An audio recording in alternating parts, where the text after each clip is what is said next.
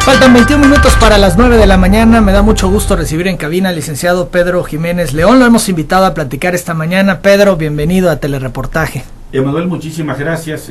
Yo agradezco muchísimo la invitación, de sentirme honrado de estar en este medio de comunicación tan importante en la vida de los tabasqueños y particularmente de tener la oportunidad de platicar con uno de los comunicadores más serios, responsables y comprometidos con Tabasco, que eres tú. Gracias, Pedro. Pues es que es importante conocer tu opinión sobre algunos asuntos. Tú has sido un protagonista que ha estado ahí en los últimos acontecimientos, que ha estado también en la cúpula, que sabe cómo se están tomando las decisiones y que creo merece la pena compartirlas. Yo quisiera iniciar con la cuestión federal. Ya el Tribunal Electoral Federal del Poder Judicial de la Federación califica la elección por unanimidad. Dicen que el presidente de este país es Enrique Peña Nieto. ¿Sorpresa, Pedro? No es sorpresa, porque nosotros ya esperábamos ese resultado del tribunal. ¿En razón de qué lo esperábamos? Los miembros del Tribunal Electoral del Poder Judicial de la Federación forman parte de la red de conversaciones que han construido en este país dos cúpulas políticas, la del PRI y la del PAN. No olvidemos que los magistrados de este tribunal llegan a propuesta de los partidos políticos. Entonces, el PRI propuso a varios de ellos, que fueron aprobados en el Senado, el PAN propuso a varios de ellos, y como en este sentido siempre hay una actividad muy combinada entre las cúpulas partidistas, era lógico que, a pesar de tener presentadas las pruebas, y lo extenso de las pruebas, y lo evidente de Monex, de Soriana, y lo que a la vista de muchos ciudadanos ocurría, los magistrados, por ser parte de esta red conversacional, ellos forman parte de esta cúpula de la pirámide en el país, en donde se concentra la riqueza. Y entonces ellos no quieren que nada cambie, ellos quieren que el statu quo permanezca, ellos no tienen ningún incentivo para cambiar las cosas, y por esa razón determinaron dar un fallo en donde no fueron a fondo a revisar las pruebas. Ellos dicen que es una cuestión de legislación, que más bien es un asunto de las cámaras, quienes aprobaron la reforma electoral y demás, pues dan el marco para calificar una elección, y que lo que ustedes argumentaron como pruebas, pues no se sujetan a este marco. En parte tienen razón. Después de la anulación de la elección de Tabasco, que se da para la elección del año 2000, cuando viene la reforma electoral del 2007, el PRI, el PAN, pero hay que decirlo también, una parte de la cúpula del PRD avaló una reforma en donde se quitaron las causas de nulidad. Eso es cierto, pero en función a eso calificaron. Sí, pero si lo ves solamente en razón al código electoral, pero si lo ves en razón de la Constitución, y el TRIFE es un tribunal de constitucionalidad, si nos vamos a revisar el artículo 40-41 de la Constitución, en donde habla de cómo deben ser las elecciones, ni fueron libres ni fueron auténticas. Entonces, ellos no entraron al fondo del asunto en materia de las violaciones a la Constitución. Se fueron por la ley secundaria, que en este caso es el COFIPE, y, como acabo de decir al principio de mi intervención, como forman parte de esta red conversacional en la que están vinculados con las cúpulas de una parte del PRI y del PAN, lógicamente sabían que si se iban por ese lado tendrían frente a la opinión pública una justificación de por qué resolvieron así. Ahora, muy bien, yo soy un hombre acostumbrado a no quedarme en el esquema de la victimización. Me parece que ellos hicieron eso aprovechando esta coyuntura. Yo creo que lo que conviene ahora, y lo que debe ser responsabilidad de quienes hoy están en las cámaras, es plantear esta iniciativa, que debo decirla, yo la planteé, yo la presenté como iniciativa. Ni el PRI, ni el PAN, ni el PRD, de los que me acompañaron en esta legislatura que terminó hace 4 días, quisieron darle para adelante a esto, porque nosotros planteamos una reforma electoral que, entre otras cosas, tuviera, fíjate, la eliminación del dinero público para campañas. Es decir, que no se le diera dinero a los partidos para campaña, pero que lo que sí se nos diera es, como en Francia, como en Chile o como en Brasil, el mismo tiempo en radio y televisión para los partidos políticos, no para spot, para plantear las propuestas y que se incrementara el número de debates organizados por la autoridad electoral y por los medios. Con esto, las elecciones salen más baratas y además también estábamos planteando la desaparición de los institutos estatales electorales para que el IFE, en virtud de que ya las elecciones son concurrentes, y aquí quiero recordar que hace 10 años, en este medio, en esta misma cabina, yo planteé esa necesidad que Convergencia en ese momento había planteado en la Cámara de Diputados para que las elecciones fueran concurrentes y que dejaran de existir, como había en ese entonces, 72 procesos electorales a lo largo de un sexenio.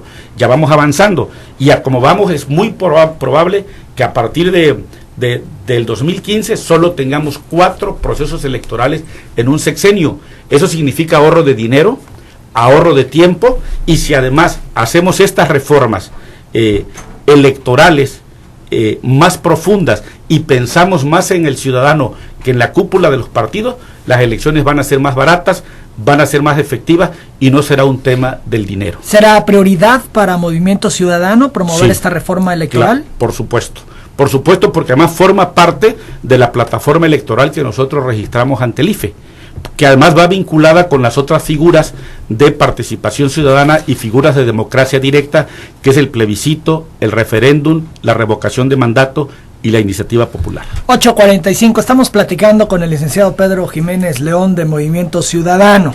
Hemos escuchado ya también a Andrés Manuel López Obrador decir no acato el fallo y seguirá la lucha, y hablaba de desobediencia civil y ha convocado para el domingo próximo a una gran asamblea en el Zócalo capitalino para pues determinar las cuestiones a seguir en esta lucha que él dice emprenderá. De hecho, lo más reciente de López Obrador es algo que publica en Twitter que dice: atento aviso, me voy a retirar cuando la patria sea de todos, no de 30 potentados, cuando hagamos realidad el bello ideal de la justicia. Esto lo escribió recientemente López Obrador en Twitter. Esto es para aquellos que ya estaban queriéndolo mandar a la jubilación. Él les dice: no, yo seguiré adelante. Yo quiero preguntarte en concreto, ¿Movimiento Ciudadano respaldará a Andrés Manuel López Obrador? Mira, sí, definitivamente sí. Y déjame nada más hacer ahí algunas consideraciones o algunas reflexiones con respecto al llamado que hace Andrés Manuel. Dice Andrés Manuel: me voy a retirar cuando la patria sea de todos. Bien. Andrés Manuel lo ha dicho y siempre ha sido muy claro. Él no está necesariamente obnubilado, no está obsesionado con tener un cargo público. Andrés es una gente que ha luchado por la transformación del país. Y se quiera o no reconocer, algunos de los avances que se han tenido han sido gracias a las presiones que Andrés Manuel ha realizado en la medida en que él ha ido organizando a una parte de la sociedad en el país. Ciertamente, la elección ya terminó y en términos de lo que establece la ley y los partidos políticos, estamos obligados a cumplir con la ley y con la Constitución. Esto es, reconocerán, Enrique Peña Nieto. A ver, tenemos el fallo de un tribunal electoral, en el que, en el caso particular de Movimiento Ciudadano, en términos de nuestros estatutos, está planteado que respetamos la Constitución, que respetamos las leyes, y en ese sentido nosotros acatamos el fallo. Es decir, va a haber un titular del Poder Ejecutivo, ahí va a estar, y esa persona tendrá que tomar acciones y decisiones, pero eso no significa que nosotros vamos a decir que tome las decisiones libremente, ¿no? Lo que tenemos que hacer es seguir junto con Andrés en crear este gran movimiento social, este gran movimiento que le permita a la gente tomar conciencia, organizarse mejor, y el día de mañana, como afortunadamente ocurrió en Tabasco el 1 de julio, a pesar del dinero, a pesar de las presiones, a pesar de la compra de voto, a pesar de las amenazas, a pesar de las extorsiones, la gente salió a votar y finalmente logró la alternancia en Tabasco. Eso también puede ocurrir en el país, y yo celebro que Andrés Manuel tome la decisión de seguir luchando por la transformación del país, y nosotros vamos a estar con él en esa lucha por la transformación del país. Esto es, reconocerán a Enrique Peña Nieto, pero respaldarán las acciones de López Obrador. Claro, es correcto. ¿Desobediencia civil? Vamos a ver en qué términos se plantea. ¿No está platicado con López Obrador? No, nos vamos a reunir este fin de semana, y el domingo a las 12 del día en el Zócalo se va a hacer el planteamiento de las acciones. Todas las acciones de desobediencia civil están planteadas también en la ley, es decir, uno puede como ciudadano organizarse para que el gobierno entienda y para que el gobierno sepa que determinadas acciones nos están afectando, y te voy a poner 2 ejemplos concretos. Uno, la reforma energética que planteó Calderón no pudo entregar el patrimonio nacional gracias a todas las movilizaciones que hizo Andrés Manuel, y donde buena parte del PRD, del PT y la totalidad de Movimiento Ciudadano en ese momento Convergencia lo respaldamos. Y segundo, la reforma laboral, que significaba cancelarle derechos a los trabajadores y que significaba volver vulnerables a quienes empezaran a trabajar en estos tiempos, se logró, y ahí quiero decirlo, en mi carácter de coordinador, trabajé junto con Alejandro Encinas y con Pedro Vázquez para hacer que el presidente de la Cámara en ese momento, Jorge Carlos Ramírez Marín, recibiera a Andrés Manuel y escuchara sus puntos de vista. Y a partir de ahí, el PRI, que ya tenía acordado con el PAN impulsar la reforma electoral, decidieron suspenderla y mejor convocar a foros, y probablemente ahora, con toda seguridad, van a mandar el PRI una nueva iniciativa, pero tendrá muchas de las cosas que venían en perjuicio de los trabajadores, ya no las debe tener esa reforma que propongan, y si las tiene, nosotros vamos a hacer lo mismo que hicimos la ocasión pasada, expresar nuestro desacuerdo, expresar por qué no la vamos a convalidar, y por supuesto que vamos a estar con Andrés Manuel en las movilizaciones, en las reuniones, en las asambleas informativas, para definir una estrategia que nos permita seguir luchando por la transformación del país. ¿Se podría llegar a la ingobernabilidad, Pedro? Mira, nosotros no le apostamos a eso, no le apostamos a la ingobernabilidad, porque yo creo que el tema de la gobernabilidad no debe ser un tema que solamente se le cargue la responsabilidad a la oposición.